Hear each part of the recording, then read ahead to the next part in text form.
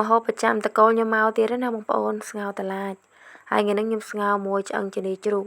តាមពិតទៅថាស្ងោរមួយសាច់គោទេបងប្អូនប៉ុន្តែក្អឿងឆ្អឹងជំនីល្អពេកចឹងទៅក៏លែងទិញសាច់គោហូបឆ្អឹងជំនីម្ដងហើយអាហ្នឹងបើសិនជាបានសាច់គោជាប់ខ្លាញ់ទេបងប្អូនអើយស្ងោរឆ្ងាញ់ណាស់ហើយថ្ងៃហ្នឹងខ្ញុំប្រើវិគាយឺដែរបងប្អូនលើកលែងតែស្ងោរផ្ទះនិងស្ងោរស្លឹកបាយបានខ្ញុំអត់ប្រើវិគាយឺហើយតម្រាំតែបានធ្វើម្ហូបនឹងបងប្អូនហើយម៉ោង7:10ម៉ោង7:01ហាងតែប្តីអត់នៅទេនោះបងប្អូនអញ្ចឹងទៅចង់ស្លបន្តិចចង់អត់បន្តិច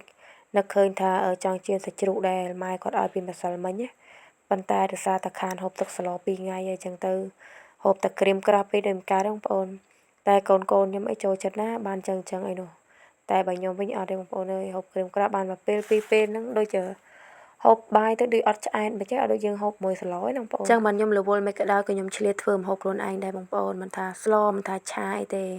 ដើម្បីឲ្យកូនគាត់បានហូបទឹកស្លឲ្យរៀងច្រើនបន្តិចហើយណាមួយខ្លួនឯងនឹងអត់សូវចំណូលក្រៀមក្រោះផងបងប្អូនបានតែយូរម្ដងទេបើមិនអញ្ចឹងយើងមានស្លមួយមុខហើយចៀនសាច់ចៀនត្រីអីមួយមុខផ្ទាប់ទៀតអញ្ចឹងទៅតែខ្ញុំអត់សូវទម្លាប់ធ្វើពីរមុខទេព្រោះតែធ្វើពីរមុខឥឡូវហ្នឹងកូនខ្ញុំអត់លូកទឹកសម្លឥឡូវហ្នឹងហើយថ្ងៃហ្នឹងស្លឆ្អិនដូចយកម្ហូបផ្ទះម៉ែជុំប៉ាជុំក្មួយអញ្ចឹងទៅបងប្អូនហើយស្ងោរតឡៃរបស់ខ្ញុំឆ្ងាញ់ដែរតែឆ្ងាញ់អត់ដូចយើងស្ងោរមួយសាច់គោទេ